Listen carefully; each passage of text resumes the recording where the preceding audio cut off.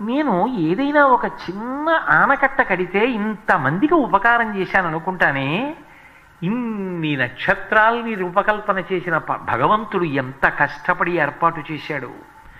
ఇంత పెద్ద భూమిని ఏర్పాటు చేశాడే, ఇన్ని నదులిచ్చాడే, ఇన్ని సముద్రాలు ఇచ్చాడే, ఇన్నిటిని నిర్మించాడే, ఈ శరీరాన్ని ఏర్పాటు చేశాడు, ఈ బుద్ధిని ఇచ్చాడు.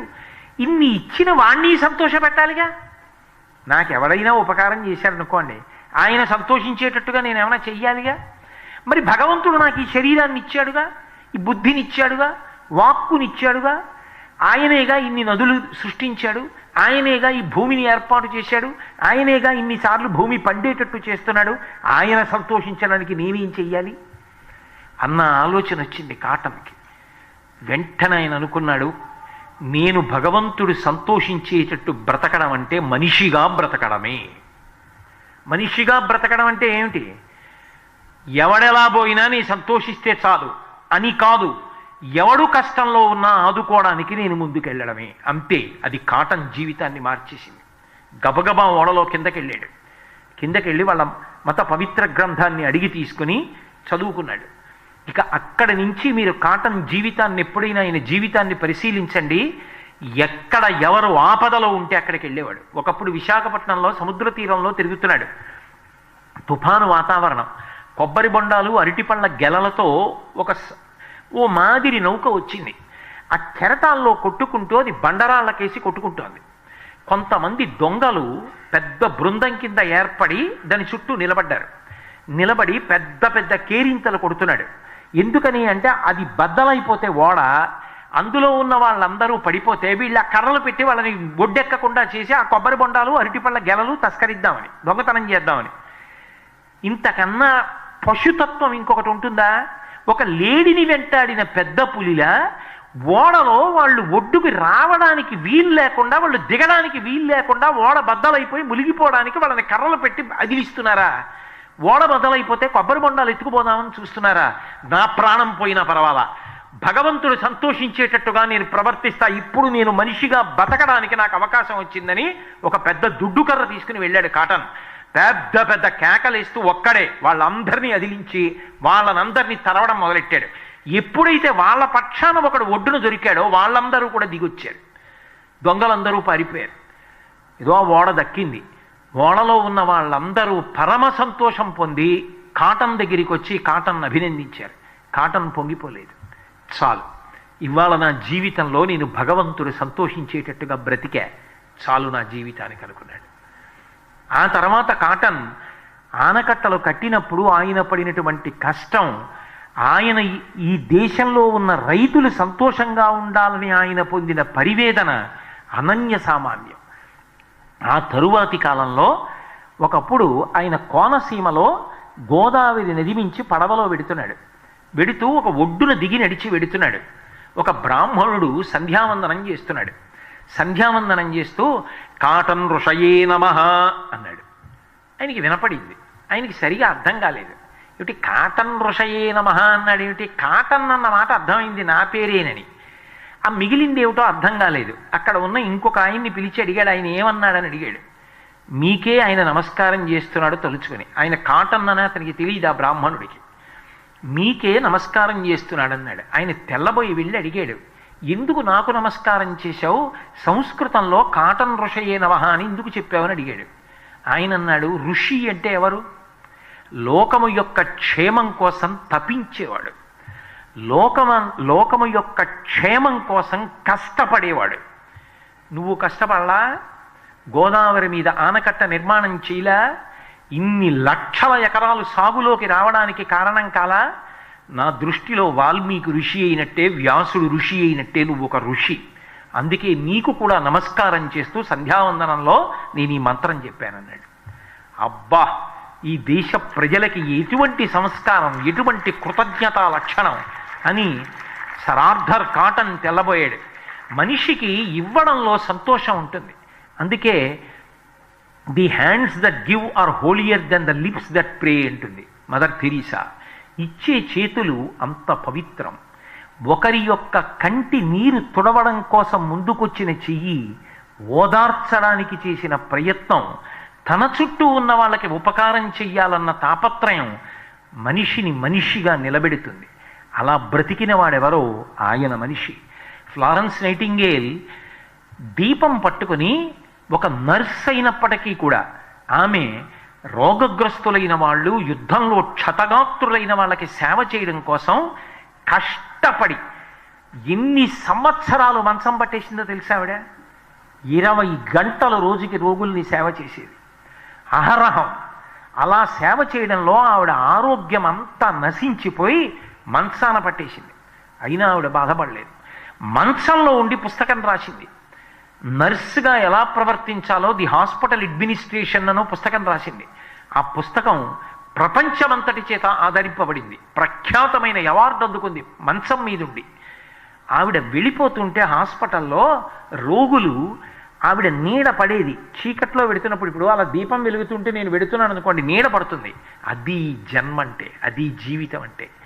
ఫ్లారెన్స్ నైటింగేల్ హాస్పిటల్లో వెడుతుంటే ఆవిడ నీడ పడితే రోగులు అతి కష్టం మీద లేచి ఆవిడ నీడ ముద్దు పెట్టుకునేవారు.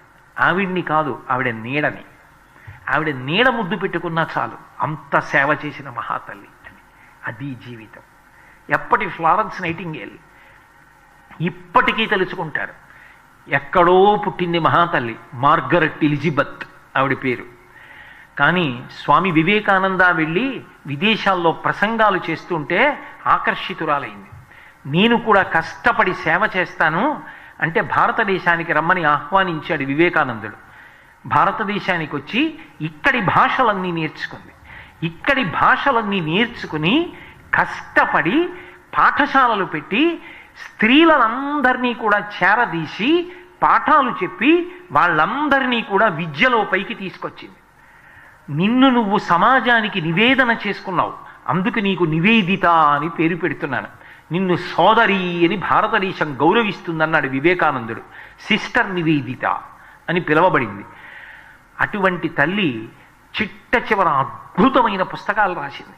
ఆ పుస్తకాల మీద కొన్ని లక్షల రూపాయల రాయల్టీస్ వస్తాయని తెలిసి కూడా ₹1 తాను తీసుకోకుండా తన జీవితంలో తాను బ్రతికుండగా, తన శరీర పతనము తర్వాత కూడా ఆ డబ్బంతా రామకృష్ణ మిషన్కి చెందాలి అని వీలునామా రాసి చిట్ట చివర డార్జిలింగ్లో శరీరాన్ని వదిలిపెట్టి భారతదేశపు మట్టిలో కలిసిపోయింది.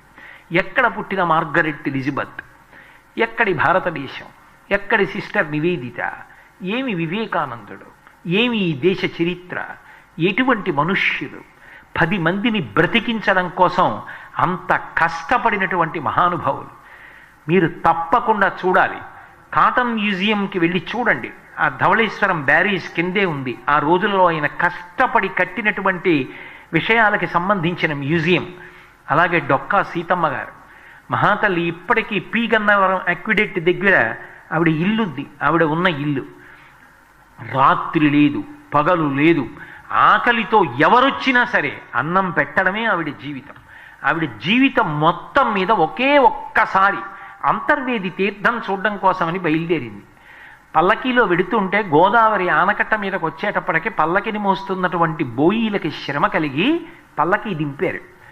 దింపితే సీతమ్మ గారు అందులో కూర్చుని ఉంది. ఈలోగా అటుగా వెడుతున్నటువంటి ఒక పెళ్లి బృందం అవతల పక్కన విశ్రాంతి కోసం ఆగారు. అందులో ఒక పిల్ల ఏడుస్తోందమ్మా, ఆకలేస్తోందమ్మా అని. వెంటనే అక్కడ ఉన్న పెళ్లి బృందంలో వాళ్ళు అన్నారు, ఇంకెంతమ్మా వచ్చేసాం, కొద్ది దూరం పెడితే అదిగో డొక్కా సీతమ్మ గారి ఇల్లు, రాత్రి లేదు పగలు లేదు, ఎప్పుడు వెళ్ళినా ప్రేమగా అన్నం పెడుతుందమ్మా, ఆవిడ దగ్గరికి వెళ్తాం కదా, అన్నం పెడుతుందమ్మా, బెంగ పెట్టుకోకంటున్నారు. అమ్మో, నా మీద నమ్మకంతో పెడుతున్నారని ఆవిడ అంతర్వేది వెళ్ళడం మానేసి వెంటనే పల్లకి ఎత్తమని ఇంటికి వచ్చేసి అన్నం వండి ఆ వచ్చిన వాళ్ళందరికీ కడుపు నిండా అన్నం పెట్టి పంపించింది. ఇంటికి వచ్చిన వాళ్ళు, అమ్మా అన్నం తినొచ్చామమ్మా అంటే, అన్నం తినకపోతే కనీసం ఇది తినండి అని చెప్పి చేతిలో చింతకాయ పచ్చడన్నా పెట్టి పంపించేది ఆవిడ. కొద్దిగా పచ్చడి నాకి వెళ్ళండి అనేది. అటువంటి తల్లి చిట్ట చివర శరీరం వదిలిపెట్టేస్తే ఆవిడ శరీరంలోంచి ఒక దివ్యమైన జ్యోతి బయటికి వచ్చి అందరూ చూస్తుండగా రాత్రివేళ ఆకాశ మార్గంలో ప్రయాణించి వెళ్ళింది. అమలాపురం దగ్గర ఇందుపల్లిలో సంస్కృత విద్వాంసులు కూర్చుని చూసి ఎవరో మహాత్ముడి శరీరం వదిలిపెట్టాడు, జ్యోతి వెడుతోందనుకున్నారు. ఆ రోజుల్లో ఇప్పట్లా టీవీలు అవి లేవు. మర్నాడు తెలిసింది డొక్కా సీతమ్మ గారు శరీరం విడిచిపెట్టారని. బ్రిటిష్ యువరాజు పట్టాభిషేకం చేసుకోవడానికి అటువంటి మహాతల్లి డొక్కా సీతమ్మ గారిని విమానంలో తీసుకురమ్మని ఆహ్వానించాడు. ఆవిడ వెళ్ళడానికి ఇష్టపడకపోతే కనీసం ఆవిడ చిత్రపటాన్ని తీసుకురమ్మంటే ఆ రోజుల్లో కలెక్టర్ ఆవిడ ఫోటో తీసి పంపిస్తే పెద్ద సింహాసనం వేసి డొక్కా సీతమ్మ గారి ఫోటో పెట్టి మొట్టమొదట యువరాజు దంపతులు సీతమ్మ గారి ఫోటోకి నమస్కారం చేసి తర్వాత పట్టాభిషేకం చేయించుకున్నాడు. తూర్పుగోదావరి జిల్లాలో డొక్కా సీతమ్మ గారు అంతమందికి అన్నం పెట్టినటువంటి తల్లి. మీరు పిల్లలు, నా కోరిక ఒక్కటే, అబ్దుల్ కలాం గారు ఏది కోరుకున్నారో అటువంటి ప్రదేశాలు సందర్శించండి. అస్తమానం సినిమాలు కాదు, పరమ సంతోషంతో తీసుకెళ్తారు మీ అమ్మగారు నాన్నగారు. మీ నాన్నగారిని అడగండి, ఒక్కసారి డొక్కా సీతమ్మ గారి ఇల్లు చూపించమని అడగండి. ఆవిడ ఎంత కష్టపడి పొయ్యి మీద అన్నం వండి ఎంతమందికి పెట్టేదో మీరు ఇప్పటికీ ఆ పీగన్నవరం పెడితే కథలు కథలుగా ఆవిడ చేసినటువంటి మహోపకారాల గురించి చెప్తారు. గోదావరికి వరదలు వచ్చి అవతల ఒడ్డున ఒక వ్యక్తి ఆకలితో ఏడుస్తుంటే మీరు వెడతారా నేను వెళ్ళనా అని భర్తని పడవ మీద పంపించి రాత్రి అన్నం పెట్టించి పడవ మీద ఇంటికి తీసుకొచ్చింది ఆవిడ. ఒక దొంగ అన్నం తిని ఆవిడ చీరే ఎత్తుకుపోవడానికి సిద్ధపడితే అందరూ కొట్టబోతే దారి తప్పిన కొడుకురా నాకు వీడు అని ఆ దొంగని దగ్గర పెట్టుకుని కడుపు నిండా అన్నం పెట్టి, నాన్న ఇంకెప్పుడు దొంగతనం చేయకురా, నిన్ను కొడతారా నాన్న, నేను తట్టుకోలేనురా అని డబ్బిచ్చి పంపిస్తే జన్మలో దొంగతనాలు చెయ్యనింకనా అని చెప్పి అతను బొంబాయి వెళ్ళి వ్యాపారం పెట్టి గొప్పగా వృద్ధిలోకి వచ్చి మళ్ళీ డొక్కా సీతమ్మ గారిని చూడ్డానికి వచ్చేటప్పటికి ఆ మహాతల్లి శరీరం వదిలేసింది. దొంగలని కూడా ప్రేమించిన తల్లి. జిల్లా అధికారులు కూడా అటగా పెడుతుంటే డొక్కా సీతమ్మ గారి చేతి ప్రసాదం తినాలి అని చెప్పి అడిగి అన్నం తిని వెళ్ళేవారు. ఆ డొక్కా సీతమ్మ గారి ఇల్లు ఒక్కసారి చూపించండి నాన్నగారు, ఆ ఇల్లు చూస్తానని మీ తండ్రి గారిని అడగండి. నాకు అవకాశం లేదు కానీ వచ్చే సంవత్సరం నేను ఇటువంటి తరగతులు నిర్వహించగలిగిన అదృష్టాన్ని భగవంతుడిస్తే నా శక్తి మేర మిమ్మల్ని అందరినీ అటువంటి ప్రదేశాలకి మేనమామగా నేనే తీసుకెళ్లే ప్రయత్నం చేస్తాను. డొక్కా సీతమ్మ గారిని పీగన్నవరం వెళ్ళి చూడండి, ఆవిడ ఇల్లు ఇప్పటికీ. ఆ సరార్థర్ కాటన్ మ్యూజియంకి వెళ్ళి చూడండి. నిజంగా సమాజం కోసం వాళ్ళందరూ ఎలా నిలబడ్డారో, ఎలా బ్రతికారో. వాళ్ళు ఉపకారం చేసినప్పుడు నీ కులం ఏమిటని అడగలేదు, నీ మతం ఏమిటని అడగలేదు, నీ రాష్ట్రం ఏమిటని అడగలేదు, నీ భాష ఏమిటని అడగలేదు. ఉపకారం చెయ్యడం ధర్మంగా చేశారు. నివాస వృక్ష సాధూనాం ఆపన్నానాం పరాగతి ఆర్తానాం సంసర్యశ్చైవ యశిశ్చైక భాజనం అంటారు రామాయణంలో. ఒక చెట్టు ఉందనుకోండి, ఎండలో వస్తున్నవాడు ఆ చెట్టు యొక్క మొదలు దగ్గరికి వెళ్ళి నిలబడ్డాడు అనుకోండి, నువ్వు స్త్రీవా పురుషుడివా, ఏ కులం వాడివి, ఏ మతం వాడివి, ఏ వర్ణం వాడివి, ఏ జాతి వాడివి, ఇవన్నీ అడగదు చెట్టు. అడగకుండా వచ్చినటువంటి వాడికి నీడనివ్వడం ఒక్కటే చెట్టుకి తెలుసు. ఎవడు తన కిందకొచ్చి నిలబడ్డాడో వాడికి నీడనిచ్చేస్తుంది తప్ప వాడు ఎవడు అని చెట్టు అడగదు. మనిషి అలా బ్రతకాలి. తాను కష్టపడైనా సరే తన చుట్టూ ఉన్న వాళ్ళని ఆదుకునే ప్రయత్నం చెయ్యాలి. తన వలన ఒక్కడో నలుగురు రక్షింపబడి వృద్ధిలోకి వచ్చేటట్టుగా చెయ్యగలగాలి. అలా చేసిన జన్మ ఏదో అది జన్మ తప్ప కేవలం నేను బాగుండాలి అన్న భావనతో బ్రతకవద్దు. 10 మంది బాగుండాలి అనేటటువంటి భావనతో అటువంటి సంకల్పంతో జీవనం చెయ్యండి అని మనకి ప్రబోధం చేస్తున్నారు. నేను తరచుగా ఈ మాటలు చెప్పడానికి కారణం ఏమిటంటే, ఈ ఉదాహరణలు కొన్నింటిని ప్రత్యేకంగా మళ్ళీ చెప్పడానికి కారణం ఈ జిల్లాకి వాళ్లతో అనుబంధం ఉంది కాబట్టి. కాటన్ ఈ దేశం వాడు కాదు. అయినా గోదావరికి వరదలు వస్తే ఒకప్పుడు కాకినాడ కూడా మునిగిపోయింది. గోదావరి వరదలు వస్తే జిల్లా అంతా ఎంత దెబ్బతింటోందో, ఆ గోదావరి మీద ఆనకట్ట కడితే ఎన్ని లక్షల మంది అన్నం తింటారో ఆలోచించి కదిలిపోయిన కాటన్ తనని బ్రిటిష్ ప్రభుత్వం అభిశంసిస్తుందేమో, ఉద్యోగం తీసేస్తుందేమో, శిక్ష వేస్తుందేమో అని కూడా భయపడకుండా నిర్భయంగా ఒక రిపోర్ట్ పంపిస్తూ ఒక విషయాన్ని రాశాడు. ఆ సెంటెన్స్ చదివితే మనకు ఆశ్చర్యం వేస్తుంది. సాటి మనుషుల్ని బ్రతికించడానికి అంత ధైర్యంగా రాశాడా అని. It is a disgrace to a civilised government అని రాశాడు. నాగరికత కలిగిన ఒక ప్రభుత్వానికి అప్రతిష్ట. మనం ఆ దేశపు సొమ్ము దోచుకుపోవడం కాదు. మనం ఆ దేశాన్ని పరిపాలిస్తున్నప్పుడు వరదలలో కొట్టుమిట్టాడుతూ ఒక పూట అన్నం తిని ఒక పూట అన్నం లేక ఏడుస్తున్న ఆ ప్రజలకి అదే గోదావరి నది మీద ఆనకట్ట కడితే ఆయన వ్రాసిన రిపోర్టు చదివితే అబ్బా ఏమి మానవత్వం కలిగిన మహానుభావుడు రా అనిపిస్తుంది. ఆయన అందులో కొన్ని విషయాలు రాశాడు. ఇంగ్లాండ్ స్కాట్లాండ్ కలిపి ఒక దేశం కింద పరిగణిస్తే వర్షం పడినప్పుడు ఆ భూమి ఎంత నీటిని తీసుకుంటుందో ఒక్క గోదావరి నది అంత నీటిని తీసుకుంటుంది. అలాగే నైల్ నది ఎంత నీటితో ప్రవహిస్తుందో, థేమ్స్ నది లండన్లో ఎంత నీటి ఒరవడితో ప్రవహిస్తుందో అంత నీటితో ప్రవహించే నది గోదావరి. అంతేకాదు, ధవళేశ్వరం దగ్గరికి వచ్చిన తరువాత వశిష్ఠ వైనతేయ అని రెండుగా విడిపోయి ప్రవహిస్తోంది. దానికి ఆనకట్ట కట్టి కాలవలు తవ్వితే ఎన్ని ఊళ్ళకి వెళ్ళి సస్యశ్యామలమై 3 పంటలు పండి ఇక్కడ పంటిన ధాన్యంతో రాష్ట్రం దేశం బతుకుతుంది. ఇన్ని కోట్ల మందిని బతికించవలసినటువంటి ప్రభుత్వం వాళ్ళ పట్ల ఆదరణ లేకుండా ఆనకట్ట కట్టకుండా బ్రతకడం, అలా ప్రవర్తించడం, it is the disgrace to a civilised government అని రాసి ఆయన చెన్నై రిపోర్ట్ పంపిస్తే ఆ రోజుల్లో బ్రిటిష్ అధికారులే చదివి ఆశ్చర్యపోయి వెంటనే అప్రూవ్ చేసి బ్రిటన్ పంపిస్తే దానికి సంబంధించిన నిధులు విడుదలైతే అంత కష్టపడి ఆనకట్ట కట్టాడు. ఆయన పెట్టుకోలేదు పేరు. ఆయన చేసినటువంటి త్యాగానికి సర్ ఆర్థర్ కాటన్ బ్యారేజ్ అని పేరు వచ్చింది. కేవలం నీటికి ఆనకట్ట కాదు, తూర్పు పశ్చిమ గోదావరి జిల్లాల మధ్య వారధిని, దాని మీద రహదారిని ఏర్పాటు చేశాడు. ఒక్కసారి మీరు వెళ్ళండి ఆ ఆర్థర్ కాటన్ బ్యారేజ్ మీదకి. దాదాపు 4-5 మైళ్ళ విస్తీర్ణం అక్కడ గోదావరి, అంత వెడల్పుగా ప్రవహిస్తుంది. దాన్ని మించి వెళ్ళడానికి రోడ్డు, అక్కడ అంత గొప్ప ఆనకట్ట కట్టాడు. ఈ దేశం వాడు కాదు, అయితేనే కాటన్ ఋషయే నమః అని సంధ్యావందనంలో నమస్కారాలు పుచ్చుకున్నాడు. మహానుభావుడు తాను ఏ దేశంలో ఉన్నాడో ఆ దేశంలో ఉన్నటువంటి ప్రజలందరూ సంతోషించాలి, వాళ్ళందరి ఆకలి తీరాలి, అన్ని ప్రాణులు సంతోషంగా ఉండాలి అని అంత కష్టపడ్డాడు. మనిషి బ్రతుకు అంటే ఎప్పుడు గొప్పదవుతుంది అంటే తానొక్కడు బ్రతికేయడం కాదు, తానొక్కడు కూడబెట్టడం కాదు. మనకన్నా జంతువులకి అవసరాలు తక్కువ. ఒక కుక్క ఉందనుకోండి, దానికి బట్టలు అక్కర్లేదు, దానికి ఇల్లు అక్కర్లేదు, ఏసీ అక్కర్లేదు, ఉద్యోగం అక్కర్లేదు.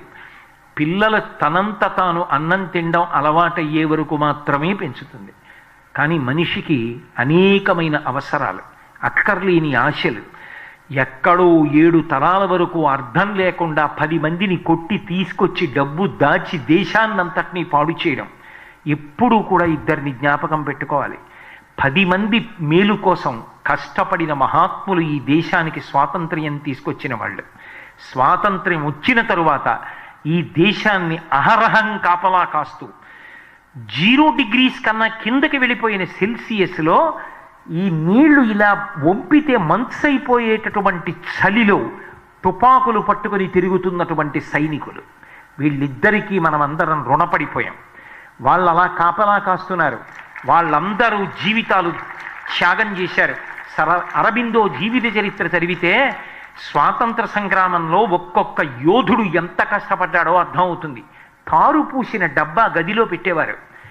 ఎవరైనా స్వాతంత్ర సంగ్రామంలో ఎక్కువగా దేశంలో ప్రజల్ని ప్రేరేపిస్తున్నారని తెలిస్తే ఆ గదిలో వంకర వంకరగా ఉండేటట్టుగా గోతులు తవ్వి ఉంచేవారు. అంటే పడుకుంటే నడుం నొప్పి పెడుతుంది, వీపు నొప్పి పెడుతుంది, భుజాలు నొప్పి పెడతాయి, నిద్ర పట్టదు. 2 కంబళ్ళు ఇచ్చేవారు. అల్యూమినియం పాత్ర అక్కడ పెట్టేవారు. అందులోకి వేడి వచ్చేస్తుంది. ఎండాకాలంలో ఎండంతా గదిలోకి వస్తుంది, ఫ్యాన్ ఉండదు, అస్సలు గాలి ఆడదు, ఎండ మాత్రం వస్తుంది. అల్యూమినియం పాత్రలో నీళ్లు మధ్యాహ్నం అయ్యేటప్పటికీ విపరీతమైన వేడిగా ఉండేవి. ఎన్ని నీళ్లు తాగినా దాహం తీరదు. పొద్దున్నే ఒక్కసారి, మధ్యాహ్నం ఒకసారి ఆ గదిలో వదిలిపెట్టినటువంటి మలమూత్రాలు తీయడానికి ఒక వ్యక్తి వచ్చేవాడు. తారు పూసిన డబ్బా ఇచ్చేవారు. అందులోనే మూత్ర విసర్జన చేసి మల విసర్జన చెయ్యాలి. పొద్దున్న వచ్చి తీసేస్తాడు, మధ్యాహ్నం వచ్చి తీసేస్తాడు. మధ్యాహ్నం నుంచి మరునాటి ఉదయం వరకు పొరపాటున కడుపులో ఏదైనా బాగుండక మల విసర్జన చేస్తే మళ్ళీ ఆ మలాన్ని మరునాడు పొద్దున్న తీసే వరకు తన గదిలోనే ఉంటుంది. చిన్న పింగాణి చిప్ప ఇచ్చేవారు. దానితోనే స్నానం, దానితోనే మల విసర్జన చేసిన తరువాత శౌచం, దానితోనే ఇచ్చిన కూర తినాలి. కూర తింటుండగా వెక్కిళ్ళొస్తే అల్యూమినియం పాత్రలో ముంచుకోవడానికి ఏమి ఉండదు. ఆ కూర తీసి విస్తట్లో వేసుకుని ఆ పాత్రతోటి నీళ్లు ముంచుకు తాగాలి. అటువంటి పాత్ర, అన్నం తినడానికి ఒక పింగాణి చిప్ప, 2 రొగ్గులు. సంవత్సరముల తరబడి అలాగే కష్టపడ్డారు. కష్టపడి దేశానికి స్వాతంత్రం తీసుకొచ్చారు. వాళ్ళు మహనీయులు. అంతంత కష్టాలు పడ్డారు. వాళ్ళు కష్టపడి తీసుకొచ్చిన స్వాతంత్ర్యాన్ని మనం అందరం అనుభవిస్తున్నాం.